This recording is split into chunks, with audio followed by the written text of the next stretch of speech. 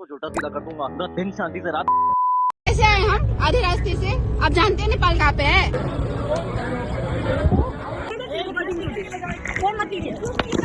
हमने कल ही गिरफ्तार कर लिया था। लैपटॉप चाहिए ना, अब वो लोग कैसे जाएंगे अपने घर? न्याय की मांग करना क्या गलत है? घटना के बारे में क्या हुआ था, क्या है ये हमको मालूम नहीं है।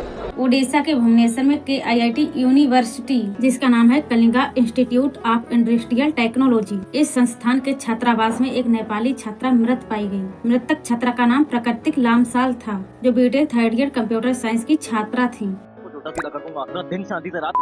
जिन्हें टॉर्चर और ब्लैकमेल किया गया, जिससे उन्होंने अपनी जान दे दी। इस निजी इंजीनियरिंग संस्थान ने नेपाल से आए छात्रों के साथ दुर्व्यवहार किया।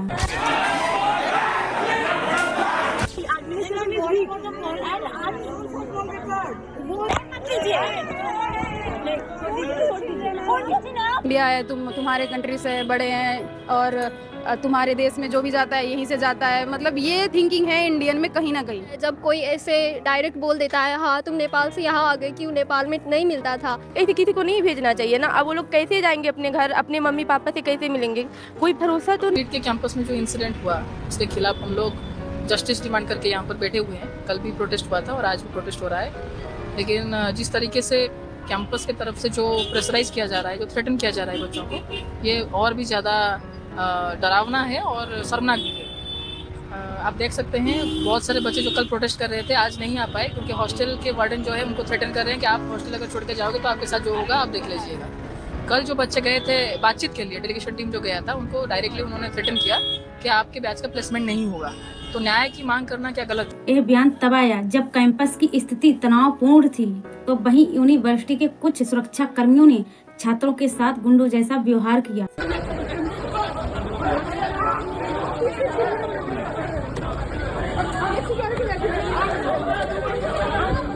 प्रकृति के पिता सुनील लामसाल मंगलवार की सुबह भुवनेश्वर पहुंचे।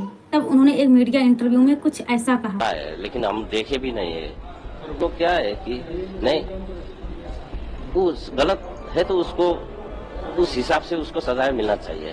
घटना के बारे में क्या हुआ था, क्या है ये हमको मालूम नहीं है। हमको सिर्फ इतना मैसेज आया कि कल करके बोला कि तुम जल्दी से आ जाओ, ऐसा ऐसा हुआ है। नहीं तो हम लोग आ गए और बाद में यहाँ आके जो भी मीडिया में निकल रहा है बातें, पॉजिटिव नेगेटिव व्हाटएवर जो बातें जो भी निकल रहा है, हमको यहाँ आके मालूम हुआ। इसके अलावा हमको पहले 0.01% भी हमको कुछ भी मालूम हुआ। बच्चे ने पहले कुछ बताया था? जब नेपाल सरकार का रिएक्शन आया, तब जो छात्र भेजे गए थे उन्हें दोबारा वापस बुलाया गया, जिसके बाद 2 महिला प्रोफेसर ने अपने द्वारा किए गए घटिया बर्ताव के बाद